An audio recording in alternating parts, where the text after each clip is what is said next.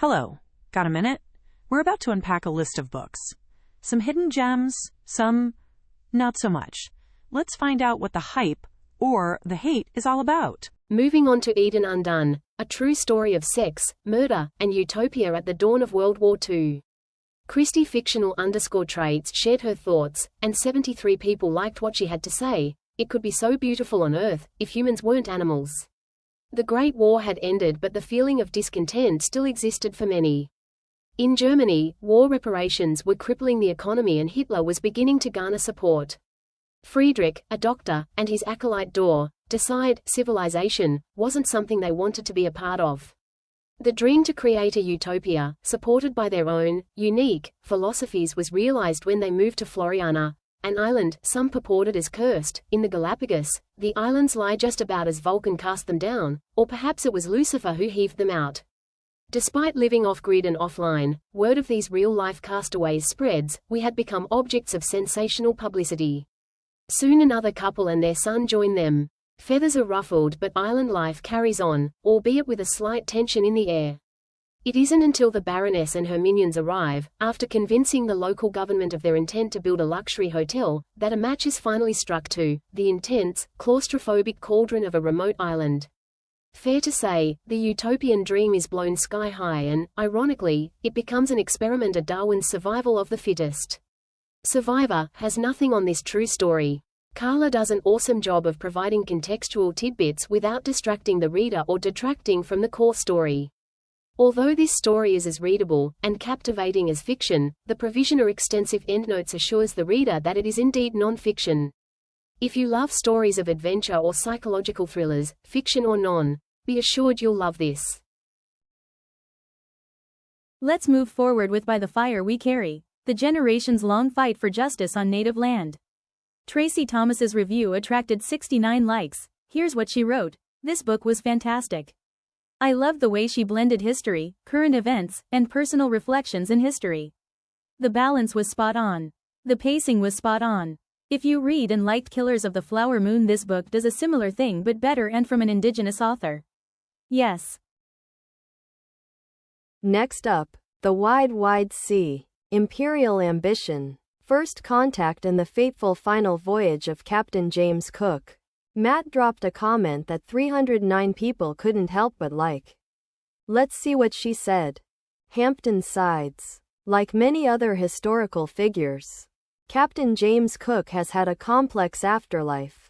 In his day, and for years thereafter, he was honored as a great explorer and discoverer of lands unknown to the wider world. As time progressed, and as historians finally began accounting for differing perspectives, Cook's legacy changed. For example, it has been rightly noted that many of the places Cook discovered were inhabited islands that had already been found by the people who lived there. Today, Cook has become a symbol of imperialism. A man who, wittingly or not, sailed at the vanguard of colonialism and all the exploitation that entailed. In Hampton Sides attempts to place Captain Cook into a more nuanced context. Somewhere in between flawless adventurer on the one hand, and deliverer of all evils on the other. He also, it should be added, delivers one hell of a tale. Asterisk is not a biography of James Cook. Rather, it focuses on his final voyage, which began in Plymouth, England, in July 1776, and ended, poorly, on Hawaii's Kona coast in January 1779. During the interim, Captain Cook visited places as different as Cape Town in Africa, Tahiti in the South Pacific, the western coast of what became the United States, and the Bering Strait. The extremes are pretty remarkable, as Cook's two ships, the and ping-ponged between tropical paradises and the massive ice floes that blocked the much-sought Northwest Passage. As with all of Sides' books, benefits from remarkably deep research that is delivered to the reader in readable, often evocative prose. Sides puts you on the quarterdeck with Cook, and on the sun-drenched isles of the vast Pacific, and in the frigid winds off Alaska. His descriptions of the various locales are worthy of a travelogue.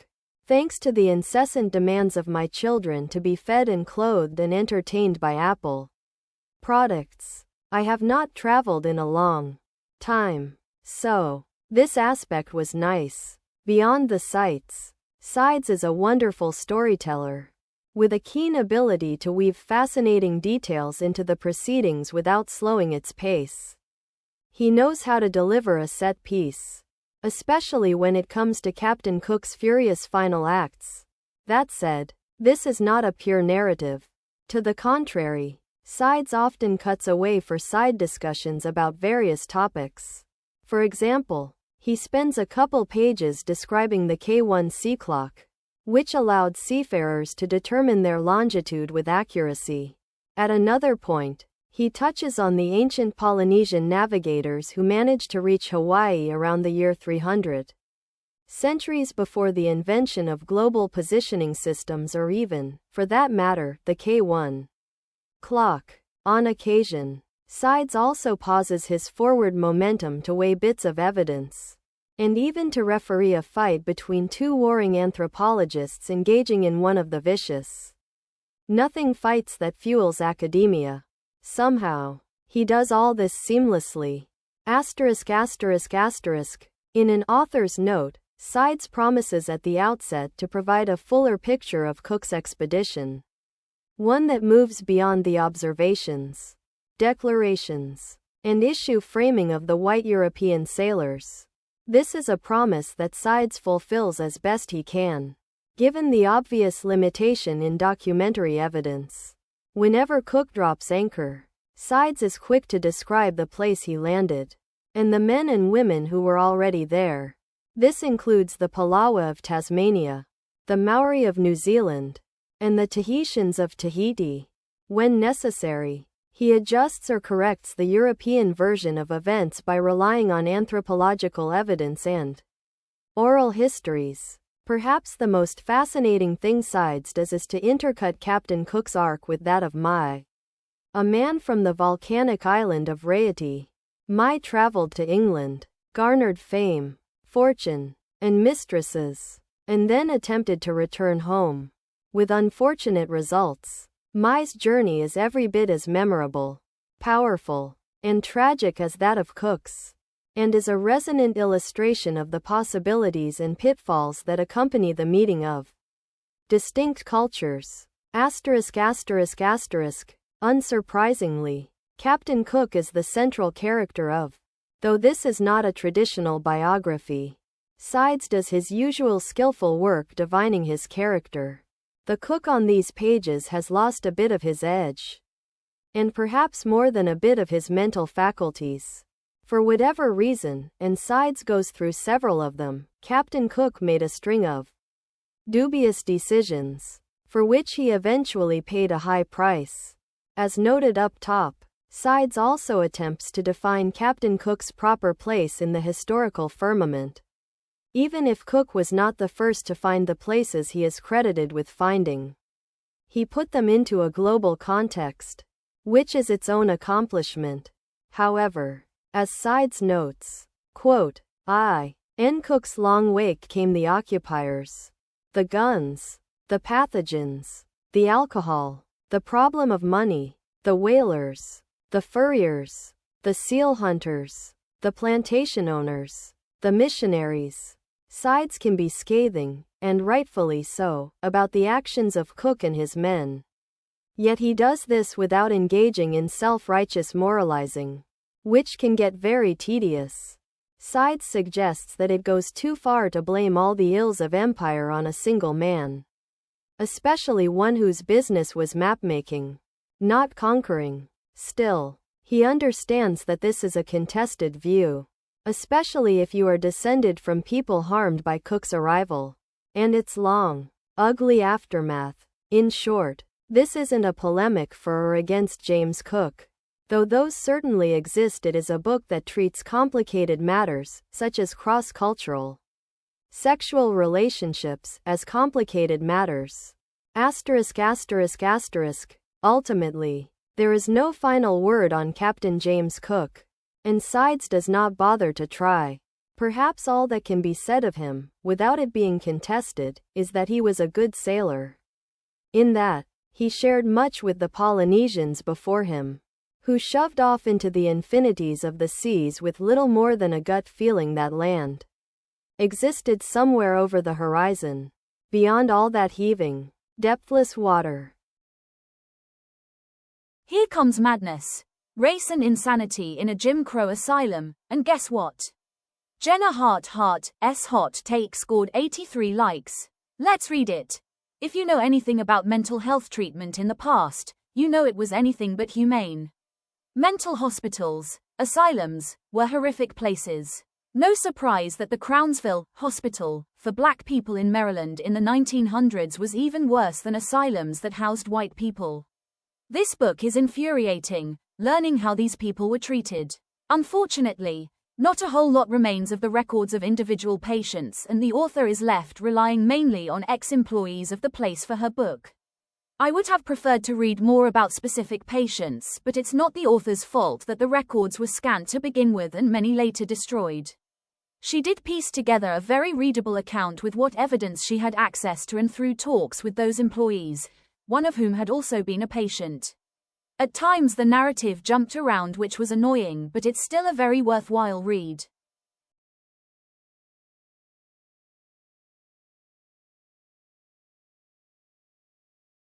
Next up is When the Sea Came Alive, an oral history of D-Day. Here's what Brendan, History Nerds United, had to say. Her comment got 44 likes. One thing I hear very often when history comes up is that there are too many World War II books coming out. I have always found this curious, as the most important war in history, which entangled most of the globe, is going to produce stories for a very long time. Admittedly, there are plenty of books which just crib off of better works, and those should rightfully be criticized. Then there are books like Garrett Graff's When the Sea Came Alive, and show a different way to take on the material. I am having a very tough time rating this one.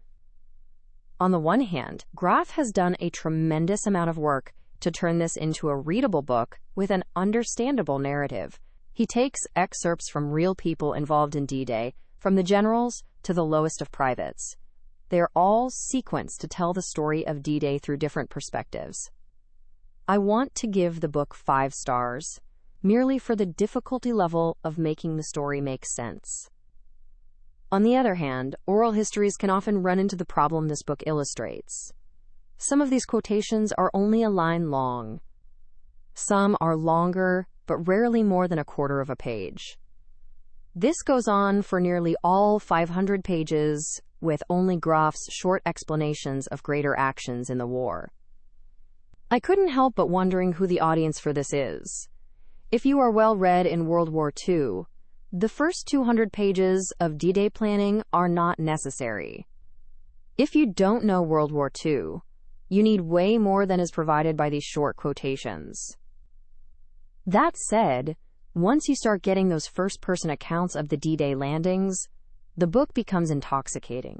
The point of view of the Germans on the defensive are a wonderful touch. However, I would read a great citation and then think, no, don't move on, give me more of this.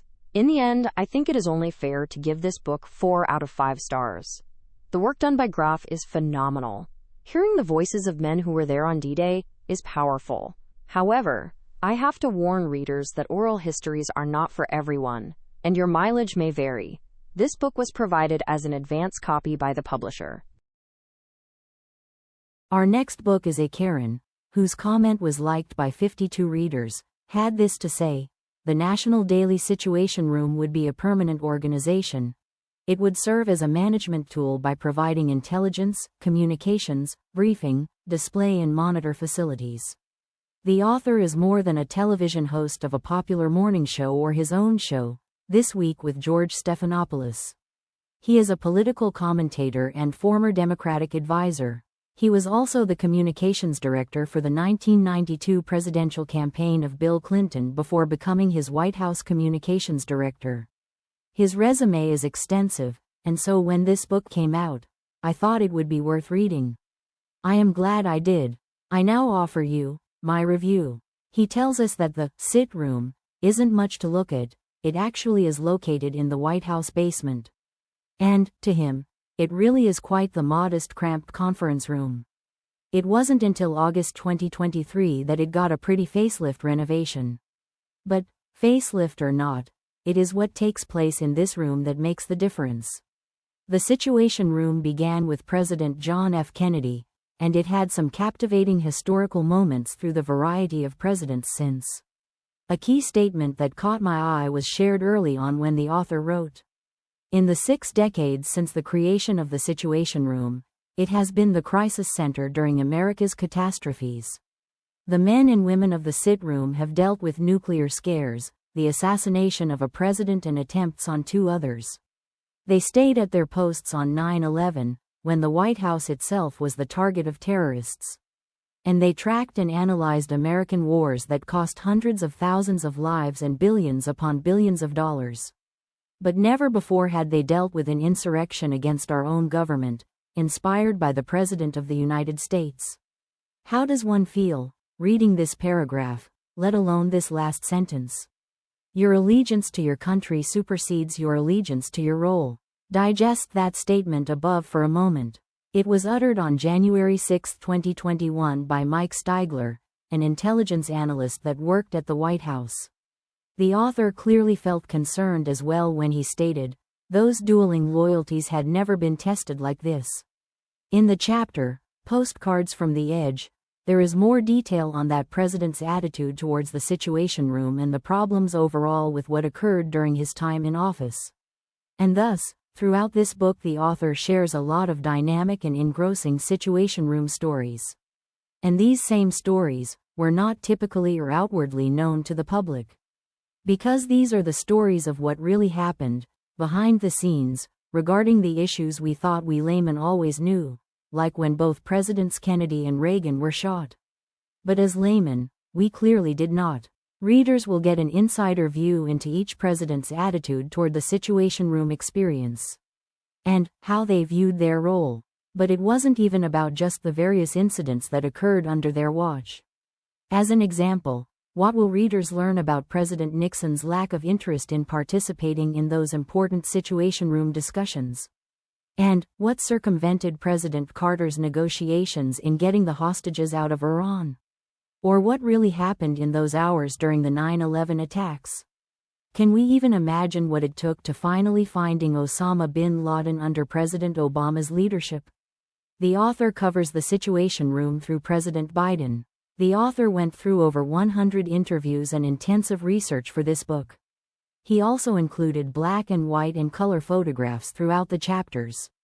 This is a fascinating, easy to read, inspiring, page-turning book that almost reads like fiction. For those interested in real history, this will be a worthwhile read. Our next book is a Tracy Thomas, whose comment was liked by 123 readers. Had this to say, "This is the kind of book that wins Pulitzers. It is deeply researched and has great storytelling. It gives people who are normally ignored as individuals by media the full presidential treatment. It tells the story of humans, places, and policies. It is really good, but in all the detail it goes on too long." What did readers really think about Not Your China Doll, The Wild and Shimmering Life of Anna May Wong? My H's comment, liked by over 70 people, might give us a clue. Star Goodreads Choice Awards opening round, readers' favorite history and biography. For my mum, a refugee and immigrant to the US, the first time she saw a movie cast that looked like her on screen was The Joy Luck Club in 1993. For me, it was Crazy Rich Asians in 2018. Embarrassingly enough, I didn't know about Anna until in 2021. I also didn't know about the Chinese Exclusion Act, or Japanese internment, until I was an adult. American education, am I right? There seem to be more and more books about Anna coming out, which I find fantastic. While I enjoyed parts of this better Talas Strunting, and learning about her life and struggles as a Chinese-American woman and actor, parts one had to slog through. While I am very excited that tolls will be made, this book mistakenly lists her and others as Asian American, when they are not. This is an art. Hopefully that is changed upon publication. Book pairing. Cell phone. Thank you to NetGalley and Dutton. Here Comes the Lost Tomb, and other real-life stories of bones, burials, and murder. And guess what? Kay's hot take scored 129 likes. Let's Read It is an excellent collection of previously published magazine journals by Preston. There are altogether 13 stories. My favorite has to be Unexplained Deaths section. I never heard of Rupkund Lake in the Himalayas before, and to know they found hundreds of 500 to 800-year-old bones and skulls there just blows my mind. It's a mass grave and very intriguing. I love reading about the Dyatlov expedition where all 9 experienced campers and skiers died. It's always interesting hearing about the theories, but I didn't know there were as many as 70-plus explanations, some more far-fetched than others. What I wasn't expecting to see is Amanda Knox's case. It's very disturbing that the public prosecutor in Knox's case and the Monster of Florence serial murders is the same man, Giuliano Mignini. There's no word for this man except epic fail. Preston and crime reporter Mario Spezzi got entangled with that drama. The Monster of Florence limited series is coming to Apple TV, and I can't wait to see it. There are so many excellent stories to list. Now that I'm going through the contents, I enjoyed them all. I didn't know beforehand that the author used to be a writer and editor at the American Museum of Natural History in New York. Now I know where the setting and inspiration for came from. I do wish there were answers to every story here, and have to agree with retired archaeologist Stuart Fiedel. I hate unsolved mysteries too. I've been wanting to read Preston's nonfiction book, which has been on my TBR for some time. I'm glad to finally get a sneak peek into his other writings besides my all-time favorite series of his with Lincoln Child, through an advanced reader's copy. Highly recommend it to those who enjoy true crime, history, archaeology, paleontology, anthropology, and peculiar mysteries. Thank you Grand Central Publishing and NetGalley for the DRC. Available December 5, 2023. Let's move forward with When Women Ran Fifth Avenue, Glamour and Power at the Dawn of American Fashion. Brendan, History Nerds United's review attracted 56 likes. Here's what she wrote.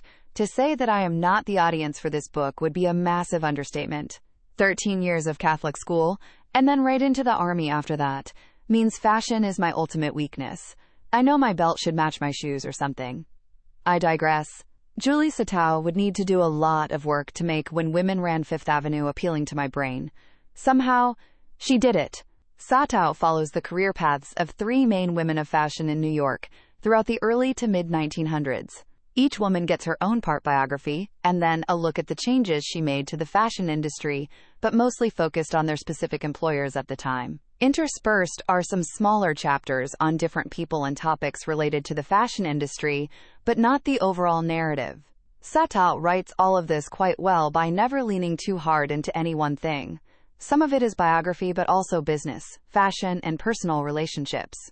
Another interesting aspect is Satow's willingness to tell the whole story.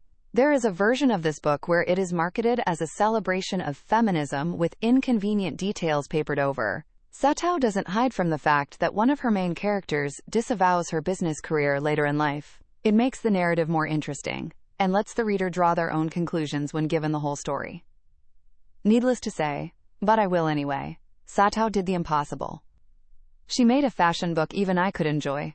This book was provided as an advance copy by the publisher. Our next book is The Bookish Shelf, whose comment was liked by 332 readers.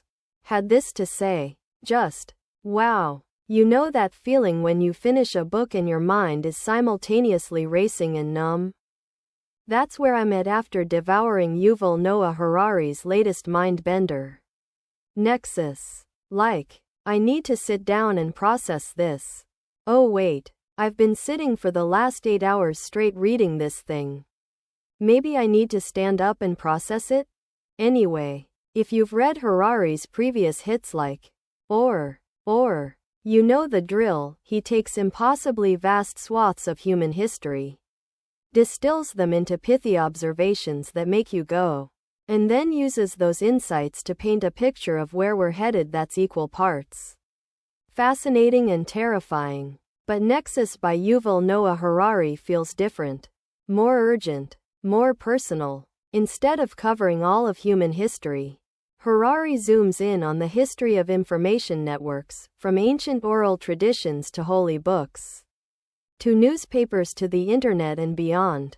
And in doing so, he reveals how the ways we share and process information have always shaped and misshaped human society. But now, we're on the precipice of the biggest transformation yet, one that could fundamentally alter what it means to be human. The power of stories. From campfires to Silicon Valley. In Nexus, Yuval Noah Harari kicks things off by reminding us of humanity's superpower. Our ability to create and believe in shared fictions. Little things like money, nations, religions, corporations. None of that stuff objectively exists. But because we all agree to act like it does, it becomes real enough to shape the world. And how do we spread these reality-bending fictions? Through stories. He traces how our capacity for storytelling allowed early humans to form larger groups and eventually build empires. But here's the kicker, the stories don't have to be true to be effective. In fact, Harari argues that, ouch, way to crush my dreams of being an irreplaceable poet driver. Yuval. From stories to bureaucracies. The rise of documents. But stories alone can only get you so far. As societies grew more complex, we needed ways to store and organize vast amounts of information. Enter written documents and bureaucracies. Harari walks us through how things like tax records and holy books allowed for the creation of massive empires and religions. But he also shows how these information systems often sacrificed truth for the sake of order. The chapter on the European witch hunts is particularly chilling. Pun absolutely intended. Showing how an entire information network devoted to identifying and punishing witches sprang up. Despite being based on complete fiction. The modern information revolution. Algorithms take the wheel. And that brings us to today. In Nexus, Yuval Noah Harari argues that we're in the midst of another massive shift in how we process information, one potentially more momentous than the invention of writing or the printing press. With the rise of big data and AI, we're creating information networks that can make decisions and generate ideas independently of humans. And that's where things get dicey. The alignment problem. When AI goals go awry, one of the most fascinating, and frankly, terrifying, concepts Yuval Noah Harari introduces in Nexus is basically, when we create AI systems, we give them goals, but because they think so differently from us, they might pursue those goals in ways we never intended, with potentially catastrophic results. Remember that old sci-fi trope of the AI that decides the best way is to lock us all in padded cells? Harari argues that's not just fiction, it's a real danger we need to grapple with. He gives the example of social media algorithms that were simply told to. Sounds innocuous enough, right? But those algorithms quickly learned that outrage and conspiracy theories drive engagement way more than boring old facts. And boom, suddenly we're living in a world of online radicalization and fake news echo chambers. Harari writes, yeah, no pressure or anything. Democracy in the digital age. Can we still hold a conversation? So what does all this mean for the future of democracy? Harari doesn't sugarcoat it, things look grim. He argues that democracy depends on our ability to have meaningful public conversations and make informed choices. But in a world where AI-driven information bubbles can manipulate our emotions and beliefs without us even realizing it, well, good luck with that whole informed citizenry thing. But Harari isn't all doom and gloom. He offers some potential solutions, like ensuring that when computers collect our data, it's used to help us, not manipulate us. Never allowing all information to be concentrated in one place, government or private. If we increase surveillance of individuals, we must simultaneously increase surveillance of those in power, always leaving room for both change and rest in our information systems. The conservative suicide. When tradition becomes revolutionary. One of the most surprising sections in Nexus deals with what Yuval Noah Harari calls. He argues that the rapid pace of technological change has made traditional conservatism untenable. Instead of preserving existing institutions, many conservative parties have transformed into radical, revolutionary movements. It's a fascinating analysis that helps explain some of the political chaos we're seeing around the world. The alien intelligence. Are we creating new gods? Harari ends with a sobering reflection on the nature of AI itself. He argues that we're not just creating tools, we're potentially birthing a new form of intelligence. One that thinks in ways utterly alien to us.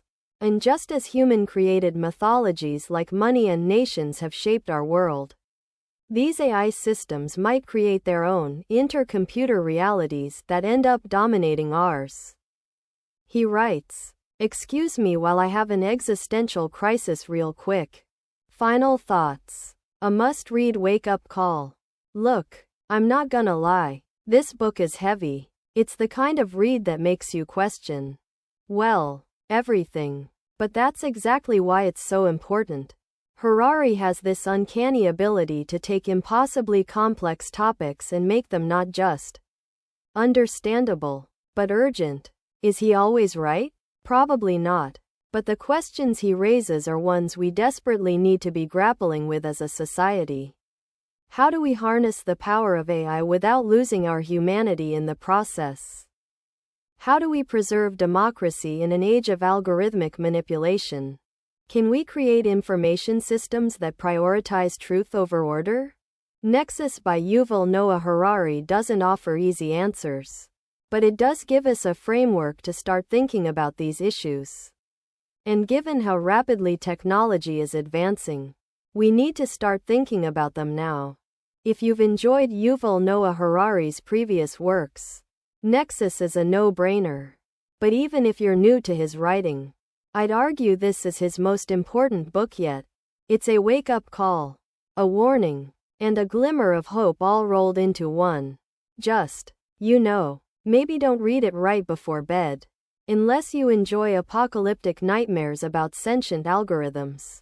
That is, comparison to other works. While Nexus builds on themes from Harari's previous bestsellers like Sapiens and Homo Deus, it feels more focused and urgent, where those books took broad views of human history and potential futures. Nexus zeroes in on the specific threat, promise of AI and information networks. For readers looking for similar explorations of technology's impact on society, I'd recommend The Age of Surveillance Capitalism by Shoshana Zuboff, Weapons of Math Destruction by Cathy O'Neill, Life 3.0, Being Human in the Age of Artificial Intelligence by Max Tegmark. But honestly, Harari's particular blend of historical insight, philosophical musing, and futurism is pretty unique. Nexus cements Yuval Noah Harari's position as one of our most important thinkers grappling with the implications of the AI revolution. In conclusion, Nexus is a tour de force that will leave you both exhilarated and deeply unsettled. Harari's exploration of, and how AI might reshape our future, is required reading for anyone trying to make sense of our rapidly changing world. Just be prepared for some serious existential pondering afterward. Maybe keep some comfort food on hand. To remind yourself you're still human and all that. We now turn to Challenger, a true story of heroism and disaster on the edge of space. Matt, whose comment garnered 339 likes, shared the following opinion. Adam Higginbotham, The Explosion of the Space Shuttle, on January 28, 1986, is literally one of the earliest memories of my life. There is no good reason for this. I was not at the doomed launch. I didn't know anyone on board the craft. And Krista McAuliffe was not my teacher. Rather, it just so happened that the story of the shuttle's demise, 73 seconds after liftoff, interrupted my cartoons, and I ended up watching endless replays of the mid-air explosion. Later, my dad, utilizing our brand new VCR in ways that seem quaint today, recorded the footage. My brother and I rewatched it so often that we could recite all the lines spoken by Mission Control, the shuttle itself, and NASA public affairs, right down to the understated conclusion. Obviously a major malfunction. In one of those flukes of memory, the death imprinted itself on my consciousness, where it never really left. Given this background, I snapped up Adam Higginbotham's the moment it came available. My expectations for it were enormous. After all, in his excellent, Higginbotham showed that he has a deft touch with the disasters of 1986. Having concluded, I can truly say that my hopes were met, and often exceeded, in this epic saga of high technology, executive agency politics, and bureaucratic incompetence. Despite its title, is about a lot more than the abruptly terminated flight of STS-51L, the 25th mission of NASA's shuttle program. In fact, it starts all the way back in 1967, with the launchpad fire that killed Apollo I astronauts Virgil Grissom, Edward White, and Roger Chaffee. From there, Higginbotham moves forward through time, showing how the seeds of eventual disaster were planted, tended by ineptitude, and finally bore a deadly crop 19 years later, in the skies over the Atlantic Ocean. To that end, 450 pages of text are broken into 3 large sections. The first broadly covers the end of the Apollo program, and the knotty question of that NASA had to answer to remain in business. The second section involves the genesis of the Space Shuttle program, born of the dream of a reusable spacecraft that could make routine flights to space and back, thereby decreasing costs and normalizing travel outside of our globe. The final section covers the loss of the search for answers from a once transparent agency that now sought to cover its backside. The backbone of the narrative is the checkered career of the Space Shuttle. According to Higginbotham, the Space Shuttle became the most complicated machine ever constructed, with so many moving parts. There were numerous points of failure, all of which were subjected to enormous physical stresses.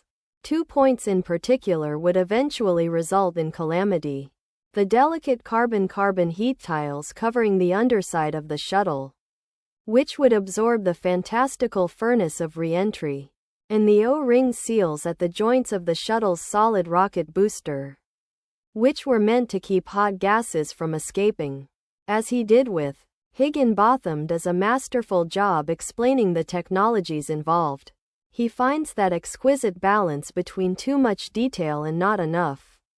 I am not, you may have gathered, a rocket scientist, yet I felt like I understood the basic mechanics of Morton Thiokol's solid rocket boosters, how they worked, and the deadly flaw woven into the powerful engines. Beyond the hardware, Higginbotham embraces many other topics of interest, including the labyrinthine decision-making process employed by NASA, the fraught relationship between management and engineers, especially between NASA managers and the private contractors from Morton Thiokol who constructed the solid rocket boosters, the recruitment of black and female astronauts into a world once dominated by white test pilots, with crew cuts, and the sustained public relations campaign waged by NASA, culminating in the Teacher in Space project. Expertly threaded into this tale is the lives of the 7: Francis Scobie, Michael J. Smith, Ronald McNair, Ellison Onizuka, Judith Resnick, Gregory Jarvis, and Krista McAuliffe. The crew represented a new breed of astronaut. These were not the drunk-driving quasi-assholes of Tom Wolfe's, the hotshot products of an only recently desegregated military. Instead, they were extremely smart, extremely high-functioning, but also chosen for their abilities to get along with others in close quarters. A long, long way from home. They also, it should be noted, represented a true cross-section of the United States. With a black man, an Asian American man, and 2 women part of the crew. Thus, when the craft came apart at an altitude of 46,000 feet, it truly seemed that America itself had blown apart.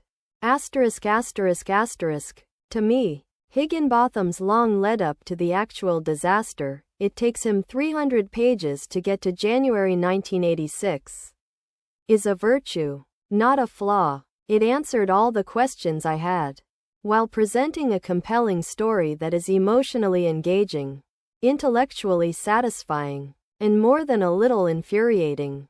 This is done with strong prose. An elegant structure that seamlessly combines all the different elements mentioned above. And Higginbotham's signature research, which is collected in 62 pages of annotated notes.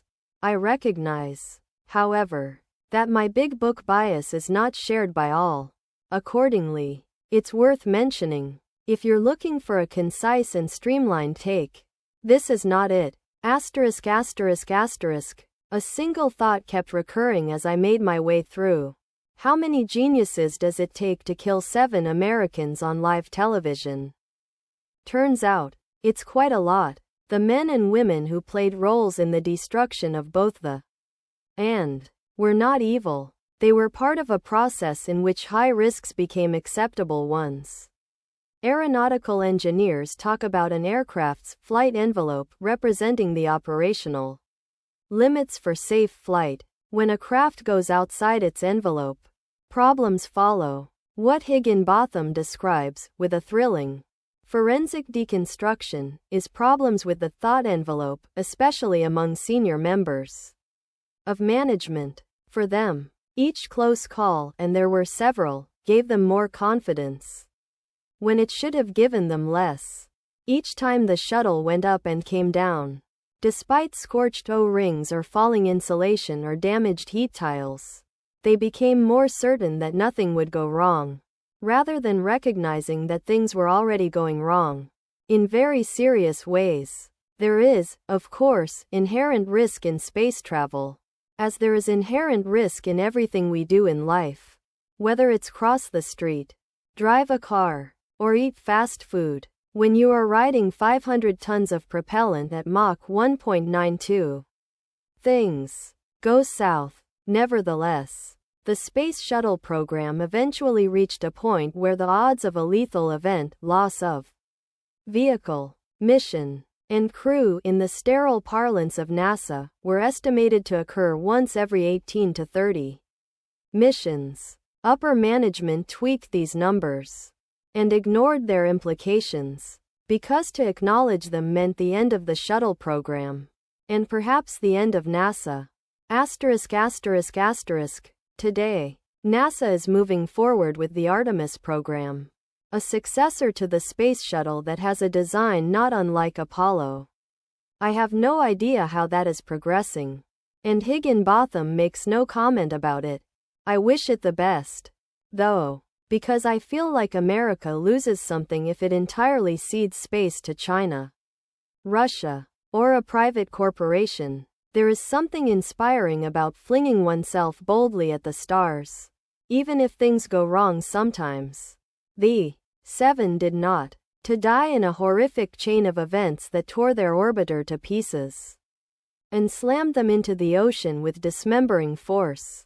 Certainly, they did not, to die. Ultimately, though, they were, to risk death for the rare opportunity, granted to an infinitesimal fraction of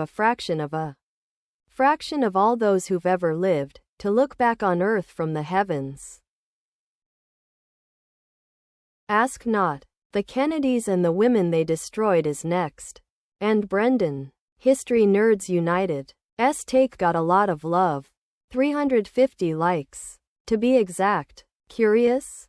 Let's hear it. If JFK wasn't already dead, Maureen Callahan might have killed him with this book.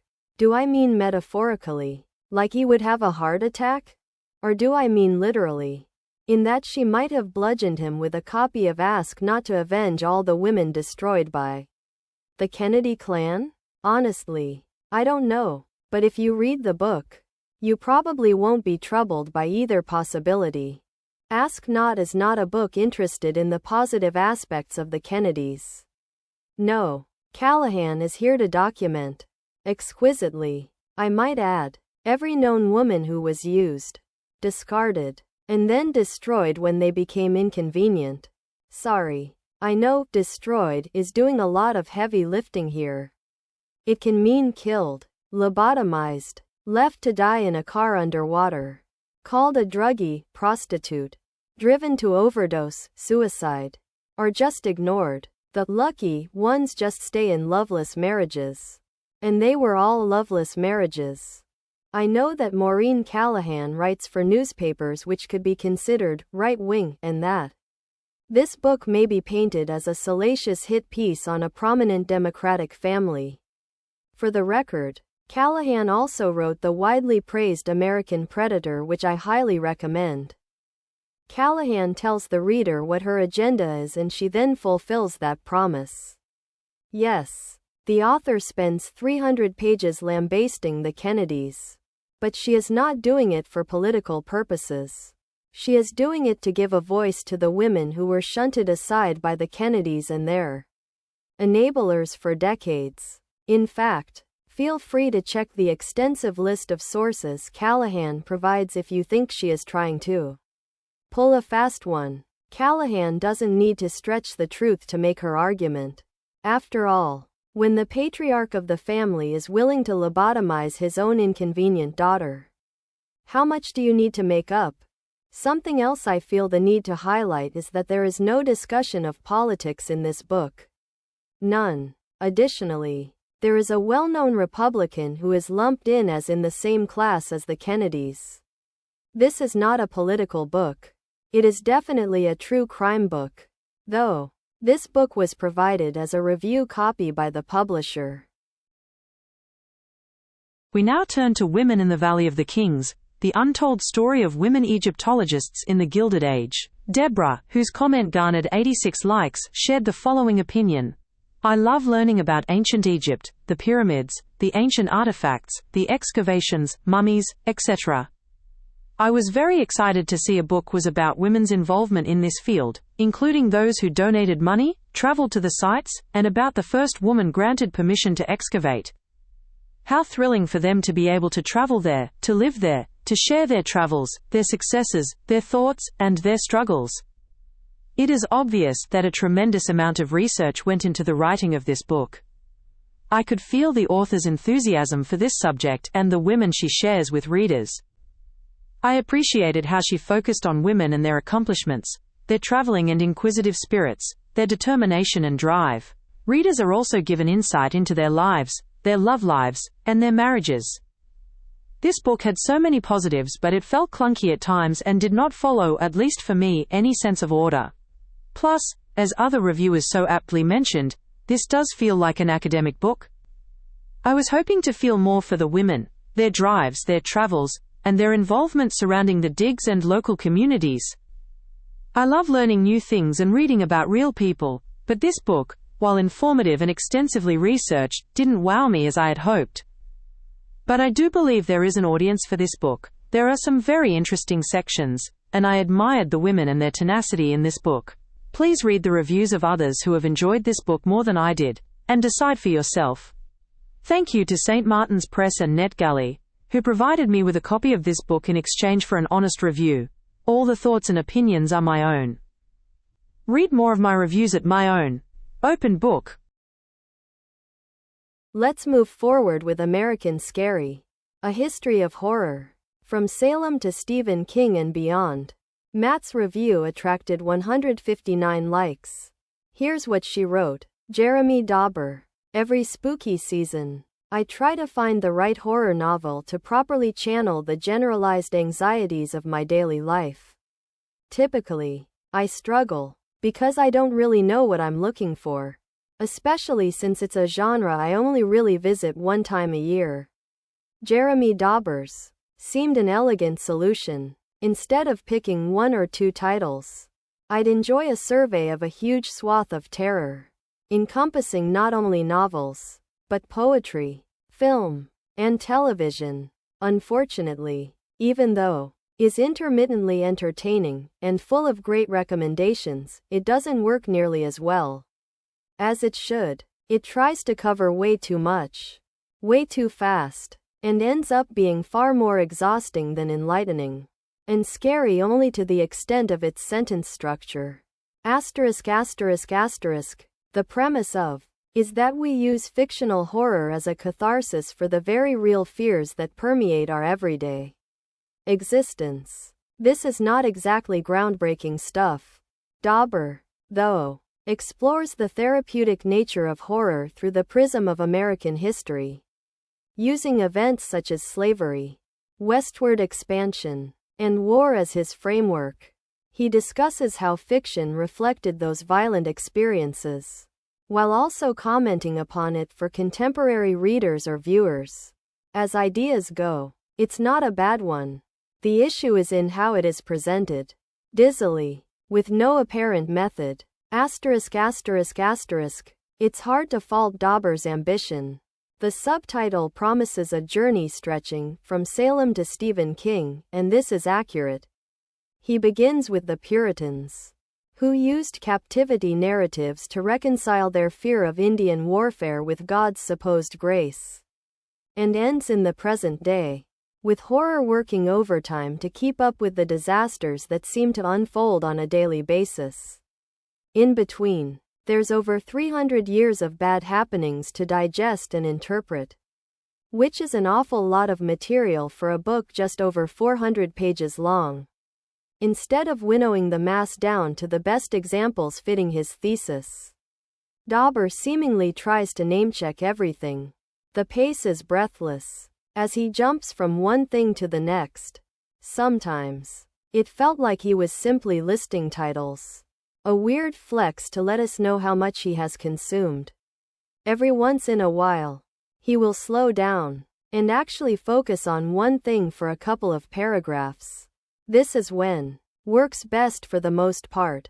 Though, Dauber just races along. As a consequence, if you don't happen to already know the specific bit of media that he is examining, the plot of the movie or book or play, then it's hard to derive much meaning out of what Dauber is saying about it.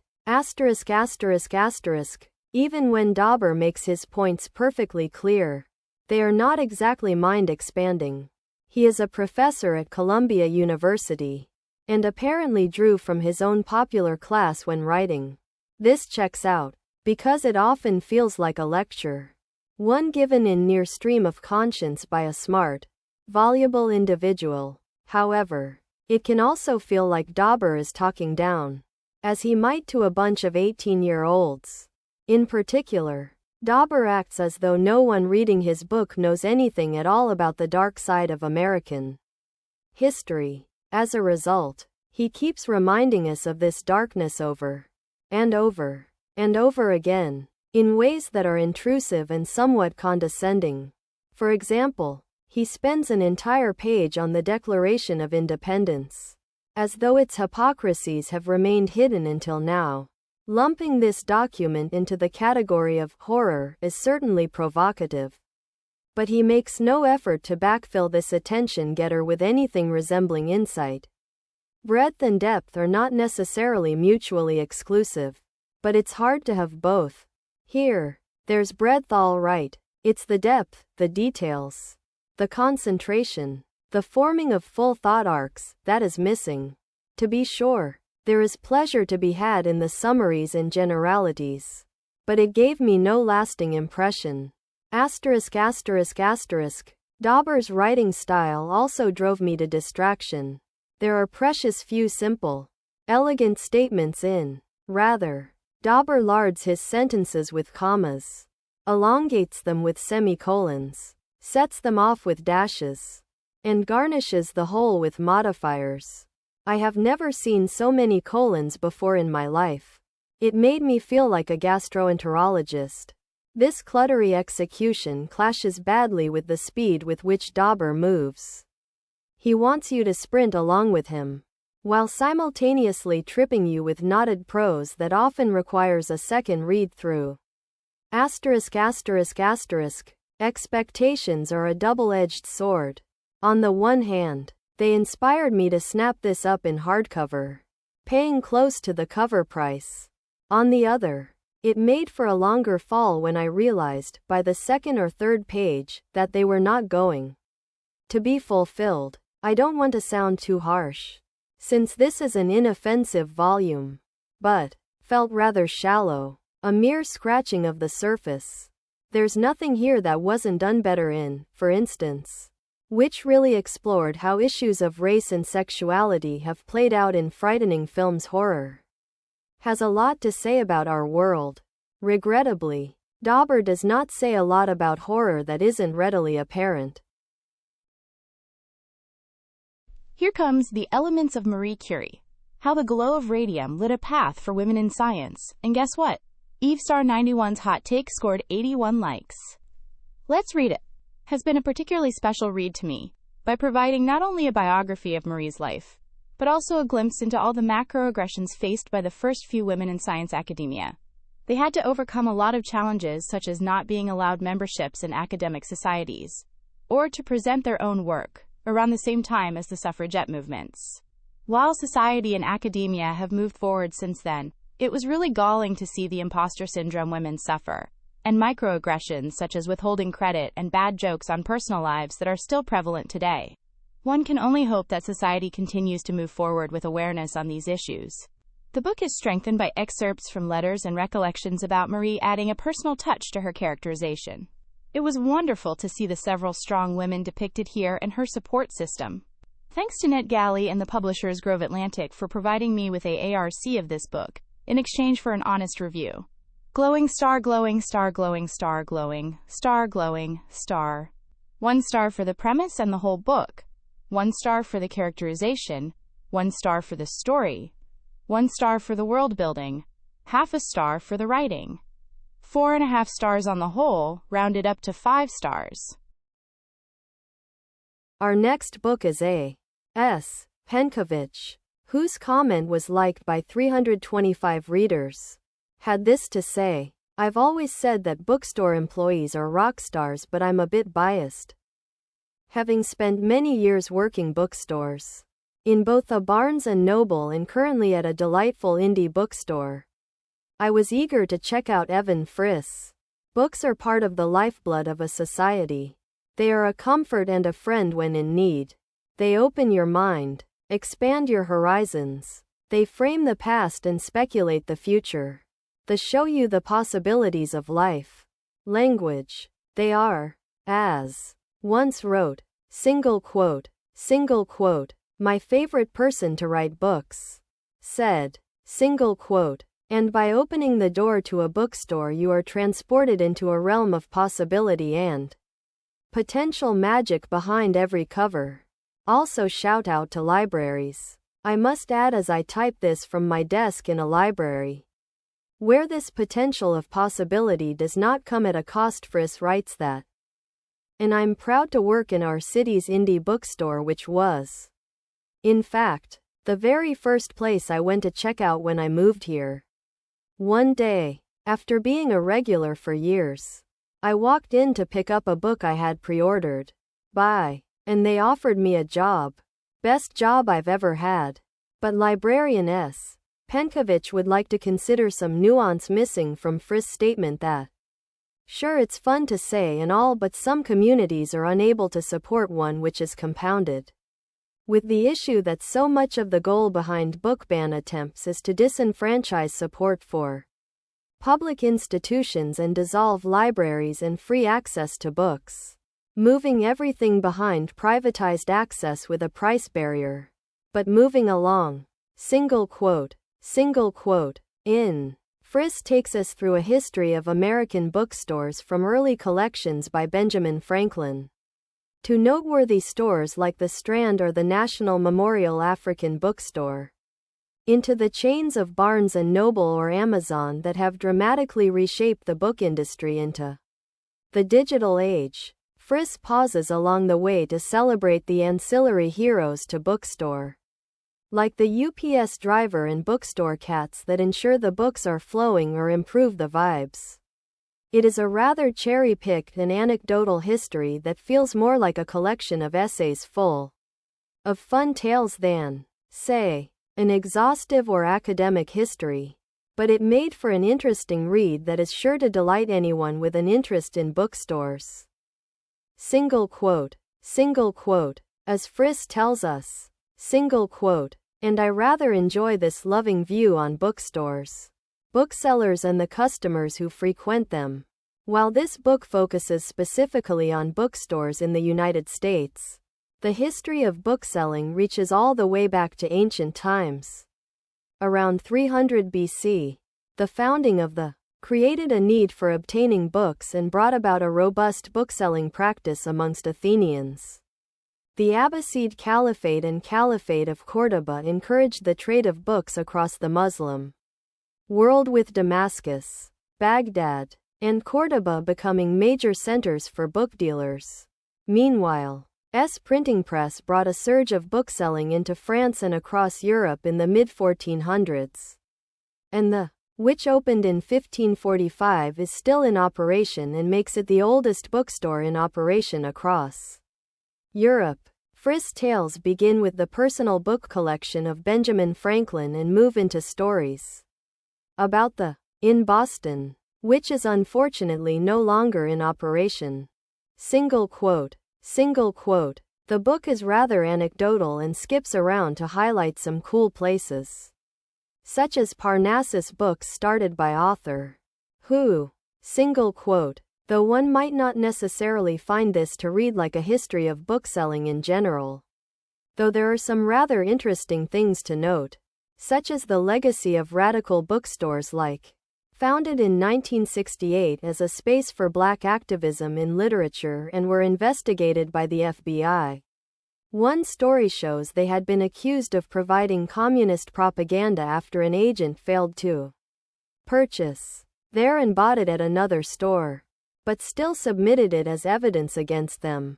Another fascinating history here was the chapter on sidewalk vendor bookstores, which were vilified by city officials, such as a 1993 bill to remove them that was pushed by the same councilman who had once passed a law giving booksellers freedom to sell without a license. There is a sadness, however, as many of the bookstores included in the history of 20th century bookstores have now shut down. Single quote, Friss writes, single quote, so it goes. The historic Denver bookstore, a historic bookstore in Denver that is regrettably absent in this book, was poet and co-founder of, once stated, hopefully people have an indie bookstore available to them. Which is a struggle, especially in a lot of rural communities where having an alternative to Amazon or Barnes & Noble just isn't available.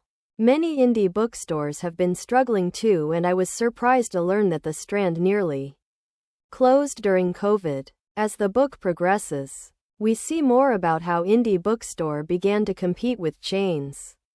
And now those chains compete with Amazon. Alas, Borders has gone away and Amazon purchased many of their storefronts for their physical Amazon stores. Like a psychopathic murderer wearing the skin of its victims, Amazon will also buy up entire first print runs, leaving indie bookstores unable to stock certain new releases or have an additional copy stuck on backorder for months. And so ideas like Ingram's Indie Vault that reserves books for indie bookstores and doesn't allow the big chains to take the whole print run have been helpful. It's always sad to me when a bookstore closes and makes me think of a favorite poem by memory. I found this poem on my last day working at Barnes & Noble, so it hit hard. And so, of particular interest to me in this book was the section on Barnes & Noble and the recent acquisition of the company by James Dond of Waterstones Bookstores in the UK fame. I spent several years as a keyholder in a Barnes & Noble in what felt very much like a slow, spiraling decline under whose life and legacy gets a rather positive and inspirational treatment here. Not that I have anything against him, but I'm fairly certain when he passed recently he probably vanished as a cloud of bats and unpaid debts. Anyone else remember the BN credit card scandal? But he certainly did build an impressive chain from humble beginnings, and Daunt has very much improved on the design. Under Daunt, as Friss points out, BNs have come to feel much more localized by giving the stores more control over title acquisition and displays to present a more indie bookstore feel. Single quote. Friss does give Amazon a lot of positive spin while glossing over their legacy of and anti-worker policies, though he also does champion physical spaces over online retail. I enjoyed the section discussing the organized by the American Booksellers Association to promote buying through physical indie retailers as opposed to Amazon. I wish it went more into how Amazon harms bookstores and strategized to push indie retailers out through things like loss leaders. According to census data, more than 50% of U.S. indie bookstores closed between 1998 and 2019, and as in 2024, Amazon now sells over 300 million books a year to generate $28 billion each year and owns more than half the U.S. print market. Single quote. Allison K. Hill, CEO of American Booksellers Association. Of course, there are many reasons such as mobility issues or lack of access to a bookstore that lead to people purchasing books through Amazon. But the slogans for the campaign, which included things like, "We're pretty great," single quote, "Bookstores are such a lovely place and books are a necessary part of society. As we are all here on Goodreads, I suspect most of you feel similarly. I love indie bookstores, but, again, I'm a bit biased. But Reader's World in Holland has been my happy place, and going into work always feels like coming home. You can support us by following us on Instagram or TikTok at, and you might see a familiar face since I do all the social media." Single quote. Friss writes, single quote, "Long live books, long live bookstores, and long live libraries." While being a bit lighter than expected, was a fun and fascinating read, and those with an interest in the subject matter will certainly enjoy it. Single quote. Also, shout out to libraries. Support your local library as well as your local indie bookstores. I'm lucky enough to get to do both, sometimes on the same day, which has, admittedly, confused a few people when they see me twice in one day. Next up, The Demon of Unrest, a saga of hubris, heartbreak, and heroism at the dawn of the Civil War. Bruce Katz dropped a comment that 335 people couldn't help but like. Let's see what she said. Larson begins his new book by saying, "I was well into my research on the saga of Fort Sumter and the advent of the American Civil War. When the events of January 6, 2021, took place. This is, to my recollection, the only time he refers explicitly to that day in the book. But J6, indeed, the entirety of the Trump years, in which we are still living, is a presence on every page, not least when Larson describes the urgent concerns officials had that the electoral count to certify Lincoln's election would be disrupted, the certifications stolen or destroyed, and the Capitol attacked by angry Americans. As Larson demonstrated in his other books, bestsellers all, he has an eye for the telling detail and interesting character. Demon of Unrest takes these skills to a new level. It brings to vivid life the period between the election of Abraham Lincoln and the firing on Fort Sumter. Most readers will probably go in thinking they know the basics of the event. Lincoln got elected. South Carolina seceded from the Union. It fired on Fort Sumter, and the Civil War began. Larson shows how much more there is to the story. The broader picture is there, to be sure, the debates, threats over secession, how people and politicians reacted to it, key events, and so on. What truly distinguishes Demon is its focus on the day-to-day details. The letters, arguments, diary entries, conversations, etc., that participants and observers shared, the doubts they entertained or the outrage they nurtured, the ego, ambition, delusion, and frustration. In short, how real, reacted at every step of the way, those who sought to prevent war, those who eagerly worked to provoke it, and those caught in the middle. Each section of the book is introduced with an excerpt from the Code Duello, the rules governing how duels are to be conducted. It's a fitting device, given how critical dueling and honor were in shaping Southern attitudes.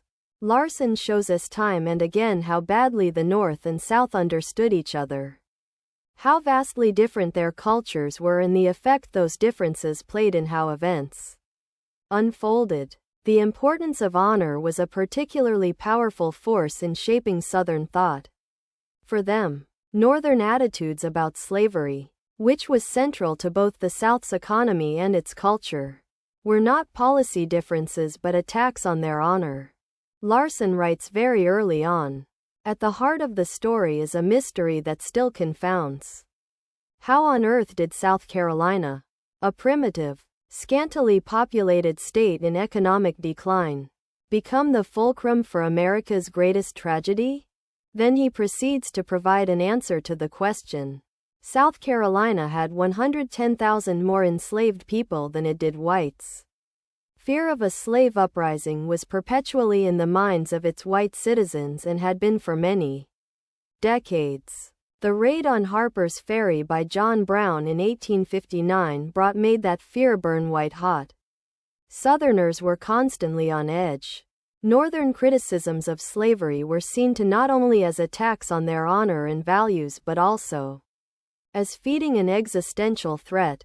The result of all this, as one South Carolinian, James Pettigrew, a Unionist who ultimately voted for secession, is said to have put it, South Carolina is too small for a republic, and too big for an insane asylum. Larson puts flesh on the bare bones of our historical imaging of that fraught time. There's Charleston, South Carolina, for example, site of Fort Sumter. In the minds of readers today, it's likely no more than an historical place name, or we envision as it is today, with palmettos and magnolias and magnificent oaks. The picture of antebellum Charleston Larson shows us is quite different. As you walk the streets of Charleston, he writes, rows of greedy vultures, with sapient look, sit on the parapets of the houses, watching for offal. The vultures were so valuable in cleaning filthy streets that they were protected by law. Anyone caught killing one was subject to a $10 fine. And then there were the slave markets, visible to the public at one time, hidden out of sight at another, then out in the open again. There are wealthy plantation owners and their slaves, hotheads, unionists, and free blacks anxiously hurrying home as curfew neared. Larson shares many telling glimpses into Southern culture of the time. The highest echelons of South Carolina saw themselves as aristocracy, chevaliers, paragons of elegance. As the drama surrounding Fort Sumter is playing out, a ball is held in Charleston. One attendee glowingly described the ball-goers as very select, and none but the higher classes. At least one other person who was there that night saw things differently. To explore how the secession crisis was experienced, Larson goes back and forth from Charleston and Ft. Sumter to Washington, following various individuals as they make their way through the growing tension and uncertainty. Up in Washington City, the U.S. Capitol's formal name until it became the District of Columbia in 1871. A well out of his depth President Buchanan is procrastinating. His great hope, we read, seemed to be by temporizing to avoid an issue before the 4th of March. He meets regularly with members of his cabinet to talk about what to do.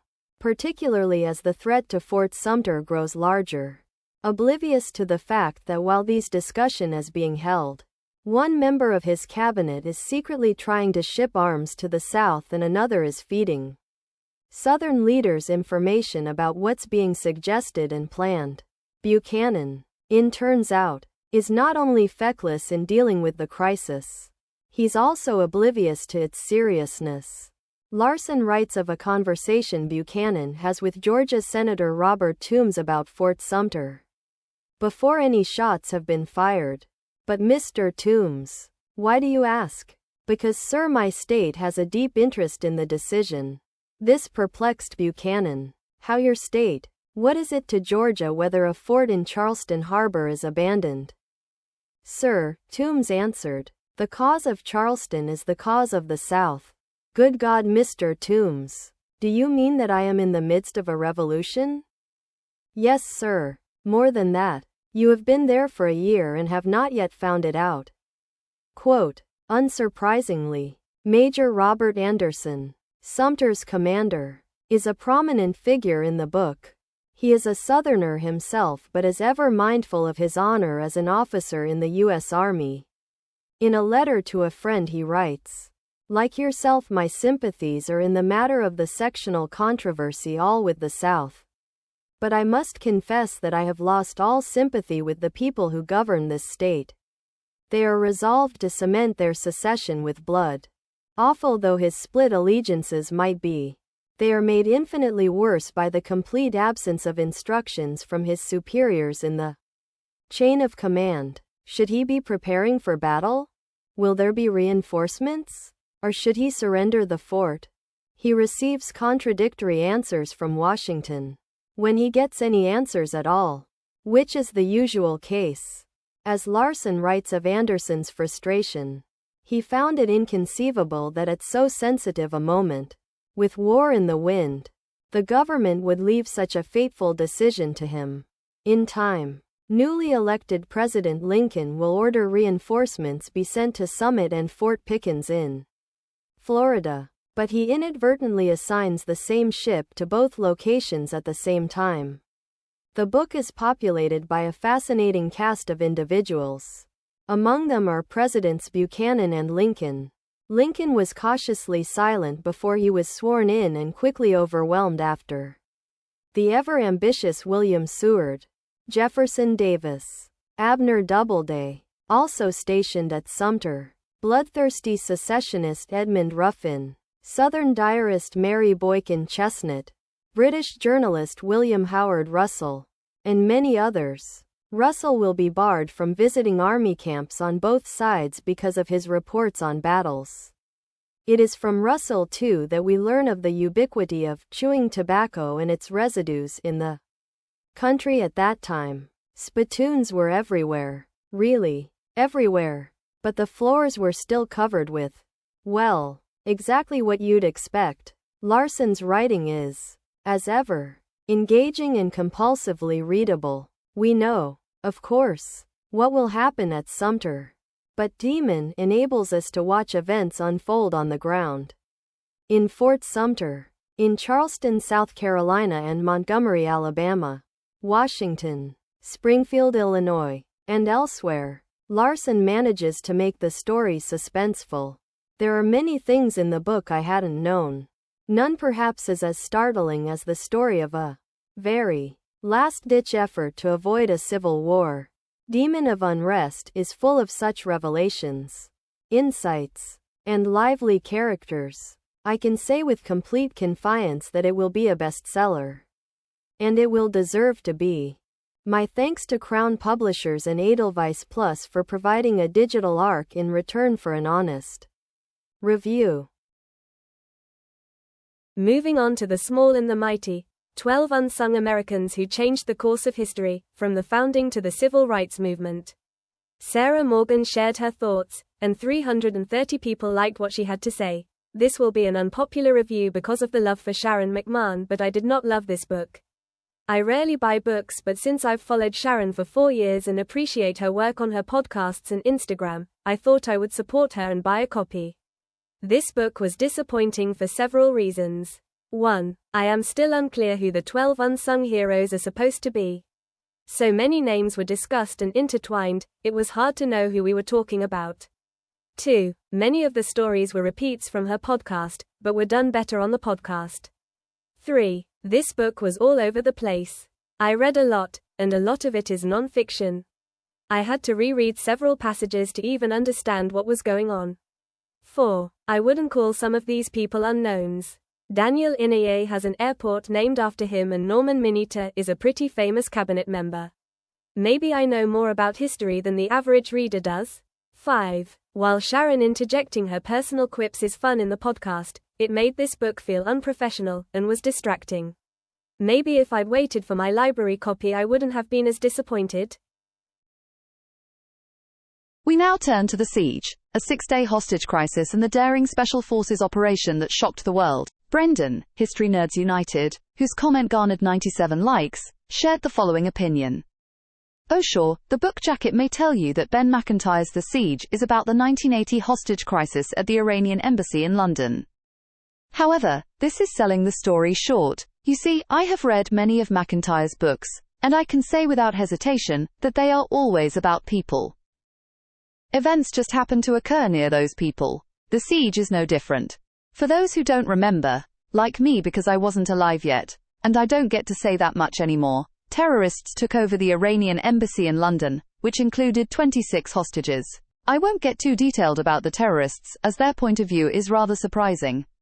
McIntyre takes his time, as he slowly peels back the layers of the story around the hostages, terrorists, and the people trying to bring this crisis to a peaceful end. I can't stress enough how masterfully each person is revealed as a flesh and blood person, regardless of which side they are on. Some people would prove themselves heroes, and others villains. Something else I have found in all of McIntyre's books is humor. I don't know how, but the author continues to find sly humor in the darkest of places. His last book, Prisoners of the Castle, was closer to Hogan's Heroes than anyone would have expected, even though it is the true story of captured Allied POWs. The Siege isn't laugh-out-loud funny, but McIntyre lightens the mood whenever possible, without cheapening the drama around the story. It would not be a spoiler to say that the final act of this story is heavy on action. I appreciated the way it is handled in the book. Most chapters are about the same size except for the last one, which covers everything that happens during the, to quote the subtitle, Special Forces operation that shocked the world. Instead of breaking up the story with needless cliffhangers, the narrative just takes off until everything goes quiet. The book is simply fantastic, and you should read it. This book was provided as an advance copy by NetGalley and Crown Publishing.